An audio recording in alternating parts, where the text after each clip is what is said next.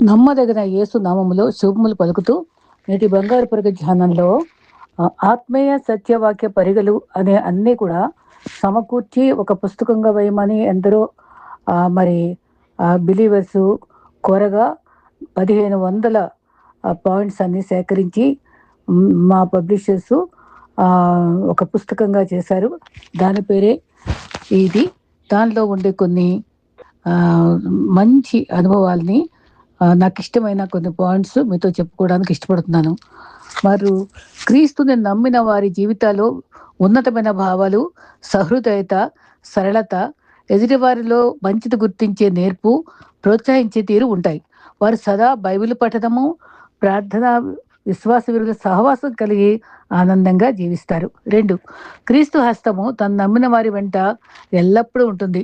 కొన్నిసార్లు జీవిత క్యాన్వాస్ పై అంధకారం పంచుకున్నప్పుడు, మరి దారి తెన్ను తోచినప్పుడు, అడుగడుగున అవమానాలు, మరి విడువనే భయపు నీడలు, దారి తప్పించే ఆకర్షణలు ఎదురైనప్పుడు దేవుని హస్తము తోడుగా ఉంటుంది. మహోన్నతి రెక్కల ఆశ్రయమని యెహోవా నా కాపురతి పూర్తిగా నమ్మిన ఎడల ఆయన కృపాక్షేమాలు మన వెంట వస్తాయి కదా.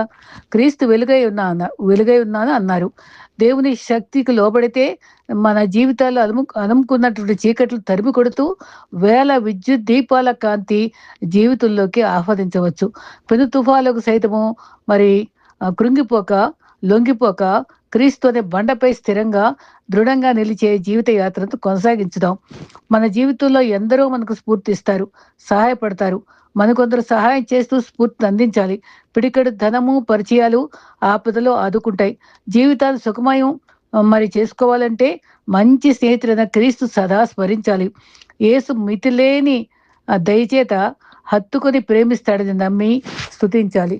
నిత్య జీవితంలో ప్రేమ, నిరీక్షణ, ఆనందము సదా నిలిచి ఉండేలా జీవించాలి. కష్టాలను ప్రార్థన ద్వారా ఎదుర్కోవాలి. అసూయ, ద్వేషాలకు స్థానం ఇవ్వరాదు. దేవుని రాజ్యాన్ని నిత్య వెతికితే కోరినవన్నీ దేవుడు మనకు దయచేస్తాడని వాగ్దానం ఇచ్చాడు కదా. మరి అంతేకాదు, మన తల్లిదండ్రుల అపార ప్రేమ, ధైర్యము, పట్టుదల, సంకల్ప బలం గురించి బాల్యం కన్నా పెద్దవారం అయ్యాకే అవగాహన కలుగుతుంది. అమ్మ ఒక ప్రక్క ఉద్యోగం చేస్తూ భర్తకు భార్యగా, ఇంటికి ఇల్లాలుగా, అందరికీ జీవనాధారమై ఎంతో ప్రయాస ఎదుర్కొంటుంది. ఇంత ప్రయాసలో 4 మెప్పుకోలు మాటలు లేకపోగా, నిందలు, మాటలు, తూటాలు విసిరేవారిలో ఓర్పుతో క్షమిస్తూ దేవునికి కన్నీటితో ప్రార్థన విన్నవించే తల్లి జ్ఞాపకాలు ప్రతి బిడ్డకు స్ఫూర్తినిస్తాయి. జీవితంలో కలిగించే బలురక్కసి వృక్షపు గాయాలను సైతము ప్రభు తన ప్రేమ హస్తాలతో తాగుతారన్న అభయమే అమ్మకు స్ఫూర్తి. క్రీస్తును ఆదర్శంగా ఉంచుకొని ఆయన లక్షణాలను అలవర్చుకోవాలి. జీవితం కొన్నిసార్లు మన పట్ల అన్యాయంగా ప్రవర్తిస్తూ అనిపించినా ప్రయత్న లోపం లేకుండా బ్రతకాలి. బాధలు, అవమానాలు జీవితంలో ఒక భాగము. దేవుడు మనలో ఉంచిన తలాంతులు గుర్తించడం అవసరము. దానిలో దాచిపెట్టక రెట్టింపుగా, మెరుగుగా దేవునికి కనపరిచేలా ఎదురీతాలి. ఎవరిని వంచకుండా ఉండాలి. వ్యతిరేక భావాలు మరి రానియకుండా ఆశాభావంతోనే జీవించాలి. సోమరితనాన్ని దరిచేరనీయరాదు. దేవుని అందరి భయభక్తులు ధైర్యం కలిగిస్తుంది కదా. గనుక కష్టాలు వచ్చినా వాటి లొంగకుండా మనం యుద్ధం చేయాలి. మరి సర్వంగ కవచం ధరించాలి. మరి ఆ తర్వాత ఎంతటి విపత్తు అయినా మరి లొంగిపోయి విజయం మనలో స్నేహంగా చేస్తుంది. ఈ తలంపులు మన మనసులో ఉంచుకుని మరి యెహోషువ మరి నాయకత్వం యొక్క వివరాలు, మరి అన్ని అధ్యాయాలు క్లుప్తంగా ఒక భక్తుడు అరటిపండు ఒలిచి నోటులో ఈజీగా మింగటానికి వీలుగా ఉండే రీతిగా రుచికరంగా చక్కగా వివరించగా నేను దాన్ని సేకరించుకుని నేను దాన్ని ధ్యానిస్తూ మీతో పంచుకుంటానండి.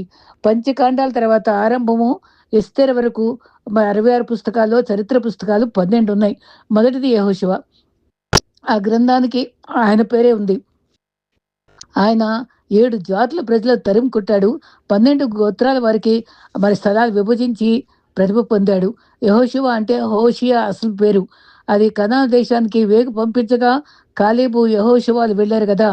ఈ మాట మరి సంఖ్యాకాండం 13:8లో మరి ప్రయాణ గోత్రమునకు నూను మరి కుమారుడైన హోషియాను అంటే యెహోషువ పేరు అన్నమాట. అసలు పేరు హోషియా, కానీ యెహోషువగా మార్చారు. తర్వాత సంఖ్యాకాండం 13:16లో యెహోషువ అని పేరు యెహోవా అనే రక్షకుడు అని అర్థము. యెహోషువ అని యెహోవా నా రక్షకుడు అనే అర్థం వచ్చేటట్టుగా ఈ పేరుంది.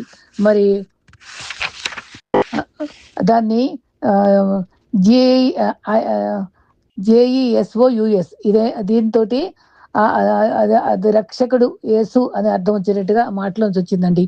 మరి యెహోషువ 1:1 మరి యెహోవా యెహోషువతో మాట్లాడిన మాటలన్నీ మళ్ళా ఆయన ఇశ్రాయేలీయులతో మాట్లాడాడు. ఆయన తర్వాత ఫినెహాస్ అనే పూర్తిగా రాసి ఉండొచ్చని అందరూ అనుకుంటారు. ఇది క్రీస్తు పూర్వం 1400, 1370లో అది మరి రాసి ఉన్నట్టుగా చరిత్ర చెప్తుంది. మరి ఈ గ్రంథము రాసిన ఉద్దేశ్యం ఏంటంటే 12 గోత్రాలకు తరతరాలకు బౌండరీ నిర్దేశించిన ఘనత యెహోషువకే దక్కింది. స్థలాలను నిర్దేశించాడు.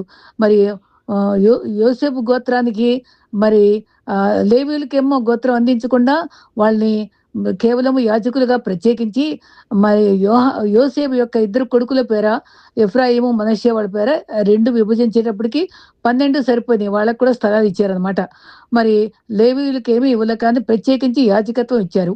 పండుగలు ఆచరించవలసి వచ్చినప్పుడు సునాద పండుగలు అంటే 50 ఏళ్ళకోసారి జరిగినప్పుడు ఈ ప్రత్యేకత చాలా వరకు గమనించుకుంటూ ప్రత్యేకత ఈ గోత్రాల వారు మరి చాలా వేడుకగా ఆరాధించడం మనం బైబిల్లో చూస్తాం.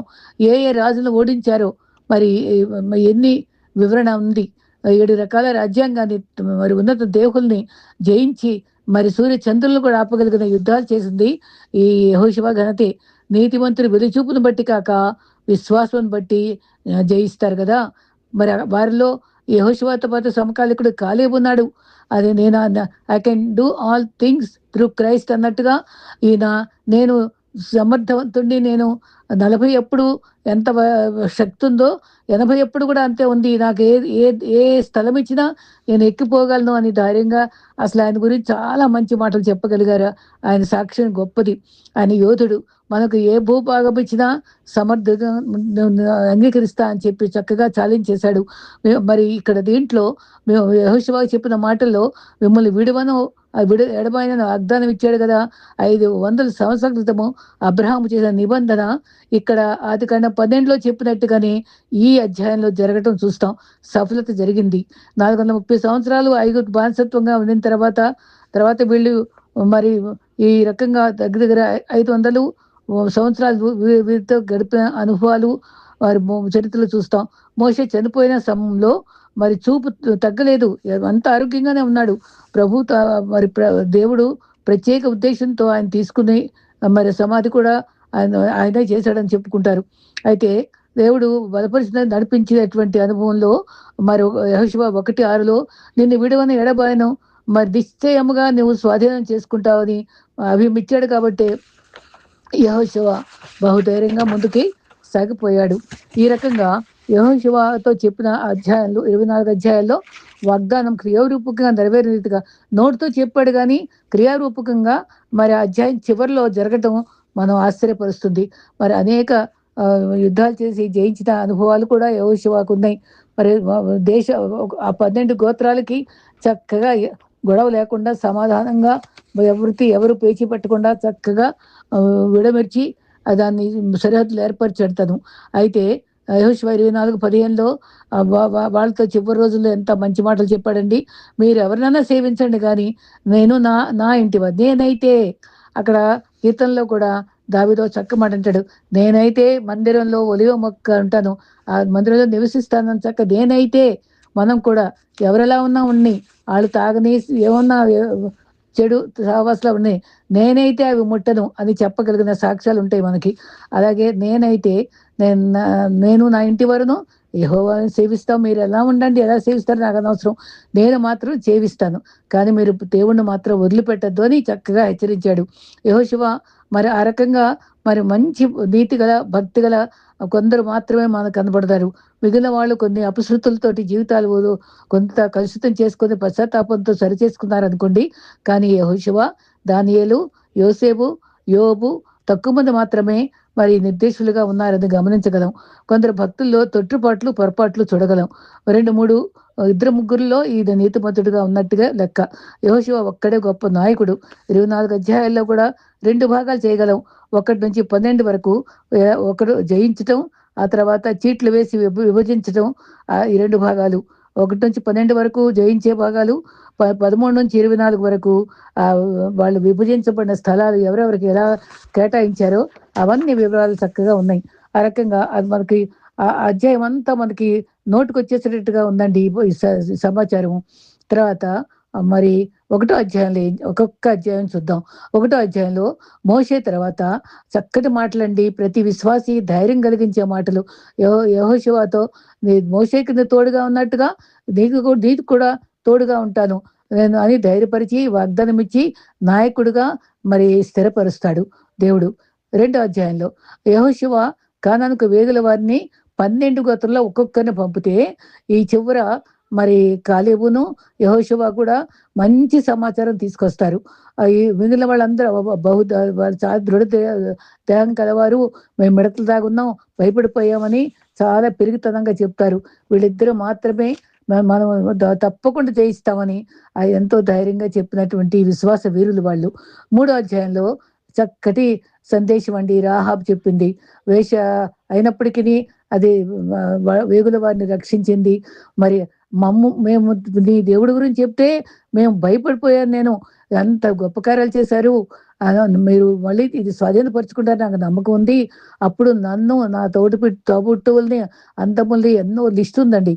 అది మనకు కూడా ఉపయోగిస్తుంది. అందరి కోసం తను విజ్ఞాపం చేసి పొందుకున్నది. తర్వాత ఎరుపు దారము గుర్తు పెట్టడం అది రక్షణ గుర్తు. నూతన నిబంధనలో యేసు రక్తానికి గుర్తు. అయితే చివరిలో చెప్పుకుందాం మళ్ళీ ఒకసారి. అయితే 3వ అధ్యాయము ఆ వివరణ ఉంది. తర్వాత యోర్దాను నది కూడా దాటడం 3వ అధ్యాయంలోనే ఉంది. మరి 4వ అధ్యాయంలో యోర్దాను నది దాటిన తర్వాత అక్కడే రాళ్ళు కుప్పగా పెట్టి అది ఒక స్తూపంగా కట్టి దేవుడు మనల్ని ఇంత అద్భుతంగా దాటించాడు, ఎన్ని రకాలుగా సహాయపడ్డాడు అని గుర్తుగా మన తరంలో మిగిలిన తరం వారందరూ ఇప్పుడు కూడా ఉన్నాయంటండి. గ్రహించుకునేటట్టుగా ఆ రాళ్ళు ఒక స్తూపంగా కట్టించాడు. ఆ తర్వాత 5వది అందరితో సున్నతి చేయించాడు. అది చాలా పాత నిబంధనలో అదొక నిత్యమైన నిబంధన కదా. 6వ అధ్యాయంలో అద్భుతమైనటువంటి ఎరుక గోడలు కూదటం, స్తుతులతో పడగొట్టబడటం, విజయంతో వాళ్ళందరూ విజయోత్సాహం చేయడం. తర్వాత శాపగ్రస్తమైన ముట్టద్దని ఎంతో కండిషన్ ఇస్తే ఆకాను దాన్ని ముట్టుకున్నందుకు అది హాయిలో ఓడిపోయినందుకు ఆకాను ఆకాను వల్ల జరిగిందని తెలుసుకుని దేవుడికి బయలుపరిస్తే వాళ్ళని రాళ్ళతో కొట్టి చంపటం, శాపగ్రస్తులు నాశనం అయిపోయారు. అది ఆ వివరణ అంతా 6వ అధ్యాయంలో ఉంది. 7వ అధ్యాయంలోనేమో శపితమైనది వస్తువులు దాచిపెట్టినందుకు ఆ చనిపోయిన విధానం కనబడింది. 8 హాయి పట్టడంపై యుద్ధం చేస్తారు. అది ఈ సమస్య పోయాక ఆకాను వాళ్ళు హాయి పట్టడంతో చిన్నది అది అయినా సరే దాన్ని చక్కగా జయించడానికి దేవుడు కృప చూపించారు. దేవుణ్ణి సంప్రదించారు అక్కడ వాళ్ళ విజయాన్ని పొందారు.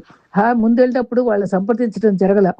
9వ అధ్యాయంలో ఇశ్రాయేలీయులు మరి యెహోషువ బలము గొప్పది అని అందరూ అమ్మో ఇంత గొప్పగా యెహోషువ అన్ని దాటించాడు అని వీళ్ళు గిబియోను సంతతి వారందరూ కూడా వాళ్ళలో కొందరు మాయవేషం వేసుకుని పిచ్చి పిచ్చి బట్టలు వేసుకొని ఎండిపోయిన రొట్టెలు పట్టుకొని మేము మీతో కలుస్తాము, మేము ఎక్కడో పరదేశులుగా వచ్చామని వీళ్ళలో కలిసి కుట్రతో ఉందాం అన్నట్టుగా చేస్తారు. వీళ్ళు కొంచెం సంప్రదించలేదు, వీళ్ళని చేర్చుకోవచ్చా లేదా అని మరి సంప్రదించడానికి చేత కాలేదు. అయితే అప్పుడు మారువేషంతో వచ్చినప్పుడు మరి మోసంతో వచ్చారు. అప్పుడు అమాయకంగా మరి యెహోషువ అంటాడు, యెహోవా జీవము తోడు. ఏలియా కూడా అదే మాట అనేవాడండి. యెహోవా జీవము తోడు మిమ్మల్ని సంరక్షిస్తానని మాట ఇచ్చిందాక ఆ మాట తీసివేయకుండా వాళ్ళని పనివారిగా మరి సేవకులుగా నీళ్లు పట్టే వాళ్ళగా అట్లా చేసేసి పనులు అప్పు చెప్పి వాళ్ళతోటి ఉంచుకున్నారు చంపకుండా. తర్వాత వారి కూలివారిగా నియమించుకున్నాడు. 10వ అధ్యాయంలో అద్భుతమైన కథ జరిగింది. అక్కడ మన చరిత్రలోనే గతం కానీ భవిష్యత్తులో కానీ జరగనిది. సృష్టిని ఒక మానవుడు మరి సూర్యచంద్రులను ఆపి అమోరీయులతో యుద్ధం చేసినప్పుడు మరి అక్కడ రాత్రి అయిపోతే అక్కడ యుద్ధం చేయడానికి కుదరదు కాబట్టి వాటిని ఆపి యేసు నామంలో మరి అద్భుతం జరిగించి యుద్ధంలో విజయం దేవుడిచ్చాడు. వాళ్ళు సొంతంగా చేసింది కాదు. దేవుడు వారిని విజేతలుగా చేశాడు. తర్వాత 11 అధ్యాయంలో ఉత్తర దేశ రాజులందరినీ జయించడం జరిగింది. 12 అధ్యాయంలో యెహోషువ ఎంతమంది రాజులు జయించాడో నిజంగా ఆశ్చర్యమండి. 31 రాజులపై జయం సాధించిన లిస్ట్ అంతా రాయబడిందండి 12. కాబట్టి ఈ 1-12 ఒకటో భాగంలో ఈ వివరణ ఈ విధంగా ఉన్నది. ఆ తర్వాత 13 అధ్యాయం చూసుకుందాం. 13 అధ్యాయంలో ఏముందంటే మరి చీట్లు వేసి మరి 12 గోత్రాలు స్టార్టింగ్ రూబేన్ నుండి ఆఖరు బెంజమిన్ వరకు ఎక్కడెక్కడ సరిహద్దులో అది పటం చాలా అందంగా ఉంటుందండి. నేను ఒకసారి అదంతా ప్రత్యక్ష గుడారం చెప్పినప్పుడు వాళ్ళందరూ ఎక్కడెక్కడ ఉన్నారు అన్నీ చాలా వివరంగా చెప్పాను. అది మళ్ళీ ఒకసారి దేవుని చిత్తం అయితే చెప్తాను. అయితే సరిహద్దులన్నీ కూడా విభజించారు. ఆ తర్వాత ఆ తర్వాత ఈ చివరి 23, 24 అధ్యాయాల్లో యెహోషువ చివరి మాటల్లో మరి వృద్ధాప్యంలో వచ్చేసాడు. మీరు మాత్రం యెహోవాను సేవించండి. ఆయన ఎంతో గొప్ప దేవుడని ఎంతో చక్కగా సాక్ష్యం ఇచ్చుకుని నేనైతే దేవుని సేవిస్తానని ఆ అధ్యాయంలో చెప్పుకున్నాడు. తర్వాత 110 సంవత్సరాలు జీవించాడు. తర్వాత మరణించాడు. ఆ తర్వాత అక్కడ 5వ అధ్యాయంలో ఒక అద్భుతమైన సంఘటన జరిగిందండి. ఏంటంటే ఒక వ్యక్తి కత్తితో ఎదురవుతాడు. మరి నువ్వెవరివి, మరి ఏ పార్టీ నువ్వు, ఎవరి పక్షంగా ఉన్నావని యెహోషువ ధైర్యంగా ప్రశ్నిస్తే నేను యెహోవా సైన్యాధిపతిని జవాబిచ్చాడు ఆయన. వెంటనే సాగిలు పడతాడు. ఆ సాగిలు పడినప్పుడు మరి 3 సందర్భాలు కనిపిస్తాయి అక్కడ. మరి సందేహాస్పదంగా మరి మనం చూసిన దూతలు అయితే మరి మిఖాయేలు దూతేమో సందేశం అందించేది. తర్వాత ప్రత్యక్షంగా మరి మరి ఈ గాబ్రియేల్ దూత మరి మరియమ్మకు, యోసేపుకి వీళ్ళందరికీ మరి ప్రత్యక్షమై చెప్పిన అనుభవాలు ఉంటాయి. మరి మిఖాయేలు దూత కూడా మరి తన ప్రత్యేకమైన పని ఉంటుంది. అయితే వీళ్ళిద్దరూ మరి దూతలకి మానవులు ఇద్దరికి కూడా మరి నమస్కరించటం ఇష్టపడరు. మానవుల దగ్గర సంస్కరించబడటం ఇష్టం లేదనేది మరి ప్రకటన గ్రంథంలో ఒకసారి యోహాను దగ్గరికి వచ్చినప్పుడు అది దేవదూతలు మనుషులు ఆరాధనకు యోగ్యులు కారని తెలుస్తుంది. యోహాను దగ్గర సాగిలు పడితే వద్దు నాకు సాగిలు పడద్దని దూత వద్దని నివారిస్తుంది.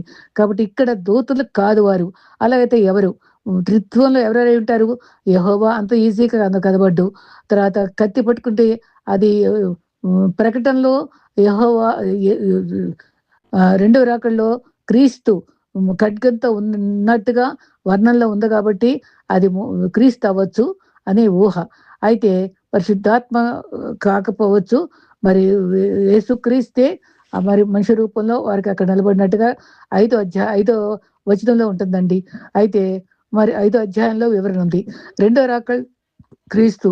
మరి ఇంకొక అనుభవంలో మనం చక్కగా విలువగా తీసుకోదలుచుకుంటే రాహాబు వారితో మాట్లాడిన సంభాషణ.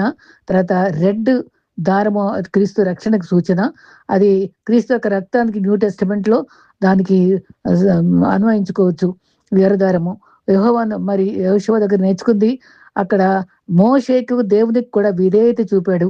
దేవునికి సేవకుడుగా చాలా విధేయత చూపాడు. రెండవదిగా దేవుని ఆజ్ఞలకు లోపడ్డాడు కాబట్టి నమ్మకమైన నాయకుడుగా ఆయన ఉండటం జరిగింది. ఈ రకంగా మనం ఎవరైనా సరే మరి గొప్పవారం కావాలనుకుంటే ముందు విధేయత చూపించి దాసులుగా తగ్గించుకున్నప్పుడే ఆయన బలిష్టమైన చేతికి దీన మనసు లేనప్పుడు ఆయన మనకు ఘనపరుస్తాడు. అయితే ఇక్కడ ఈ మాట కూడా గుర్తుపెట్టుకోవాలి. శక్తి చే కాదు, బలము చేత కాదు, దేవుని ఆత్మతో నడిపించబడాలి. ఎరుక పట్టణం స్తుతులతో కూల్చాడు. అదొక చక్కని అనుభవం. స్తుతి మారుస్తుంది. మరి హాయపట్నంలో ఎందుకు అప్పజేయము, ఎందుకు చేయము అనేది కూడా మనం అర్థం చేసుకొని మన జీవితాలు అన్వయించుకుని పేరాశకు పోకూడదు. మరి చిన్న పామైనా పెద్ద కర్రతో కొట్టాలని దేవునిపై ఆనుకుని ఆయనతో సంప్రదించడం నేర్చుకోవాలి. రాహాబు దేవుని గొప్పవాడని నమ్మింది. మనం కూడా ఆయన ఔన్నత్యం నమ్మినప్పుడు ఆయన మంచి హృదయంతో ఆరాధించగలము. మరి అందుకని రాహాబును 5 స్త్రీలలో వంశావళిలో మత్తయి 1వ అధ్యాయంలో రాహాబు కూడా ఉంది. ఎంత ఆశ్చర్యం అండి. తర్వాత ఆకనోలే శపితమైనది ముట్టుకోకుండా శాపగ్రస్తులం కాకుండా ఇచ్చిన దాంతో తృప్తిపడి ధ్యానం చేయడం మనకు అది చాలా ఆత్మీయమేలు కలిగిస్తుంది. ఈ రకంగా యెహోషువ గ్రంథము మొత్తం మన కళ్ళ ముందు ఉంచినటువంటి ఆ భక్తుని బట్టి నేను స్తుతిస్తూ, దేవుడు మనకి ఈ తలంపు మనకిచ్చినందుకు కూడా ఇలా కరెక్ట్ వైజ్ ఒక్కొక్కళ్ళ గురించి మనం క్షుణ్ణంగా నేర్చుకుని ఆత్మీయ పాఠాలు నేర్చుకుందాం. రెండో భాగంలో మరి యేసుక్రీస్తు న్యూ టెస్టిమెంట్ లో మరి యోహాను సువార్తలో నేనే, చాలా మంది సాక్ష్యాలు చెప్తారండి. ఎంత ఛాలెంజ్ చేశాడు ఈ దేవుడు. నేనే అన్నాడు అక్కడ. నేనే మార్గము, నేనే వెలుగును అన్ని ఇంత చక్కగా చెప్పాడని చాలా చాలా నమ్మకంకి వచ్చినటువంటి సాక్ష్యాలు రాశాను నేను. అయితే నా 7 నేనే అని చెప్పినటువంటి అనుభవాల్ని రెండో భాగంలో వివరిస్తాను. యేసుక్రీస్తు చెప్పిన మాటల్లో నేనే అని చెప్పిన అంటే 7 స్టేట్మెంట్స్ ఆఫ్ జీసస్ క్రైస్ట్. యోహాను సువార్తలో 7 మరి నేనే ప్రకటనలు ఉన్నాయి కదా. మరి పరిచయం పాత నిబంధనలో దేవుడు మోషేకు తను నేను నేనే అనబడదని కూడా చెప్పాడు. అక్కడ పరిచయం చేసుకున్నాడు. నిర్గమాకాండము 3:10. యేసుక్రీస్తు యోహాను సువార్తలో అదే నేనే మరి అనే పదాన్ని వాడుతూ తను కేవలం ఒక ప్రవక్తను మాత్రమే కాదు, సాక్షాత్తు దేవుణ్ణని కూడా బయలుపరుచుకున్నారు. 1 నేనే జీవాహారము, I'm the bread of life. వాక్యము దేవుని యేసు వారితో ఇట్లను జీవాహారము నేనే, నా యొద్దకు వచ్చువాడు ఏ మాత్రము ఆకలి కొనడు. యోహాను 6:35. ఇశ్రాయేలీలు అరణ్యంలో తిన్నటువంటి మన్నా తాత్కాలికంగా తృప్తినిచ్చింది, కానీ వాళ్ళు చనిపోయారు. యేసు ఇచ్చే ఆహారము నిత్య జీవాన్ని ఇస్తుంది. శరీరానికి ఆహారం ఎంత శక్తి ఇస్తుందో ఆత్మకు యేసు అలాగే జీవాన్ని ఇస్తారు. ఆయన భుజించుట మరి మరి అంటే ఆయనను విశ్వసించుట. యోహాను 6:48-51 వరకు వివరించారు. రెండో పాయింట్ నేనే లోకమునకు వెలుగును, I'm the light of the world.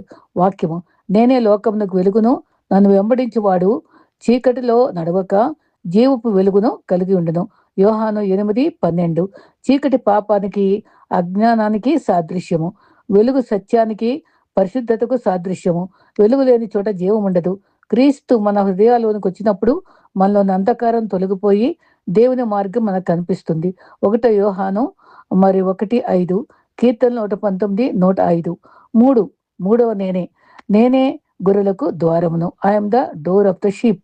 వాక్యము నేనే ద్వారమును, నా ద్వారా ఎవడైనా లోపల ప్రవేశించేడలా వాడు రక్షింపబడిన వాడై లోపలికి వెళ్ళుచు బయటకు వచ్చుచు మేత కనుకొనును. ఆధారము యోహాను 10:9. ఈ రకంగా మరి మరి పూర్వకాలంలో గొర్రెల కాపరి గొర్రెల దొడ్డికి తానే ద్వారముగా పడుకునేవాడు. యేసు తప్ప పరలోక రాజ్యానికి మరే మార్గం లేదు కదా. మరోది ఆయన ద్వారానే మనకు రక్షణ మరియు ఆత్మీయ పోషణ లభిస్తాయి. అపోస్తల కార్యము 4:12. 4వ నేనే మంచి కాపరిని, ఐఎమ్ ద గుడ్ షెపర్డ్. వాక్యము నేనే మంచి కాపరి మరి గొర్రెల కొరకు తన ప్రాణం పెట్టును. యోహాను 10:11. కూలివాడు ప్రమాదం వస్తే పారిపోతాడు, కానీ మంచి గొర్రెలు రక్షించడానికి తన ప్రాణాన్ని అర్పిస్తాడు. యేసు మన కొరకు సులువుపై తన ప్రాణం పెట్టాడు కదా. మనం ఈ రకంగా మరి 5వదిగా పునరుద్ధానం నేనే అని చెప్పారు. I'm the resurrection. వాక్యము పునరుద్ధానమును జీవను నేనే, నా యందు విశ్వాసం ఉంచేవాడు చనిపోయినను బ్రతుకును. యోహాను 11:25. లాజరు మరణించినప్పుడు యేసు ఈ మాటలు చెప్పారు. మరణం అనేది విశ్వాసికి ముగింపు కాదు, అది నిత్య జీవానికి ప్రారంభం. క్రీస్తు మరణాన్ని జయించే లేచారు కాబట్టి మనం ఆయన నమ్మితే మనం కూడా మరణంపై విజయం ఉంది. 1 కొరింథీ 15:55-57. 6 నేనే మార్గమును సత్యమును జీవమును. ఈ మాట వల్ల ఎంతో మంది రక్షణానుభవంలోకి రావడం మనకు తెలుసండి. I'm the way, the truth and the life. ఎంత ముచ్చటైన 3 మాటలండి. వాక్యము నేనే మార్గమును సత్యమును జీవమును, నా ద్వారా తప్ప ఎవడనూ తండ్రి యొద్దకు రాడు. యోహాను 14:6. అది అత్యంత శక్తివంతమైన ప్రకటన. ఈ రకంగా మరి 1 తిమోతి 2:5లో కూడా మరి ఆయన దగ్గరకు మరి నిరంతరము జీవం ఇచ్చేటువంటి దేవుడు మాత్రమే మనం నమ్ముకోవాలి. చివరిగా నేనే నిజమైన ద్రాక్షవల్లిని. ఆ రకంగా వాక్యము నేనే నిజమైన ద్రాక్షవల్లిని. తండ్రి వ్యవసాయకుడు, మీరు తీగలు. మరి యోహాను సువార్త 15:1-5 వరకు ఉంది. తీగ ద్రాక్షవల్లిలో ఉంటేనే ఫలిస్తుంది. అలాగే మనం క్రీస్తులో ఉంటేనే ఆత్మఫలాలు ఫలించగలము. అయితే ఆయనను విడిచి మనం ఏమీ చేయలేం. మనం ఆత్మీయ ఎదుగుదలకు ఆయన మీద ఆధారపడితే మనం ఆత్మీయంగా ఎదుగుతాం. గలతీ 5:22-23. మరి సారాంశంగా మనం గమనిస్తే ఈ అనుభవంలో మరి ఈ ప్రకటనలో యేసుక్రీస్తు మనకు సర్వమై ఉన్నాడు కదా! సంపూర్ణంగా యేసుక్రీస్తు గురించి వివరించబడింది. ఆయన మన ఆకలి తీర్చే ఆహారము, చీకటిని పోగొట్టే వెలుగు, రక్షణ ఇచ్చే ద్వారము, నడిపించే కాపరి, మరణాన్ని జయించే జీవము, పరలోకాన్ని చేర్చేటువంటి పరమ శక్తి గల దేవుడు తనను మన ఫలింప చేస్తాడు. అది కొలస్సీ 2:9-10 వరకు ఈ వివరాలు ఉన్నాయి. ప్రభు మనకెంత చక్కటి అమూల్యమైన ఆత్మీయ మన్నాను అనుగ్రహిస్తున్నారండి. చక్కని బైబిల్ ధ్యానంలో మరి క్షుణ్ణంగా ఒక్కొక్క 66 పుస్తకాలు కూడా మన జీవితం ముగించే లోపు ఈ రకంగా క్లుప్తంగా తెలుసుకోగలిగితే మన ఆత్మ నేత్రాలు తెరవబడి మరి ఉజ్జీవపడి మనం నిత్యత్వానికి మనం ధైర్యంగా మరి ఆయన కృపాసనం చేరటానికి మన హక్కుదారులుగా ఉంటాం. అట్టి కృప మనందరికీ ప్రభు అనుగ్రహించుగాక. ఆమేన్.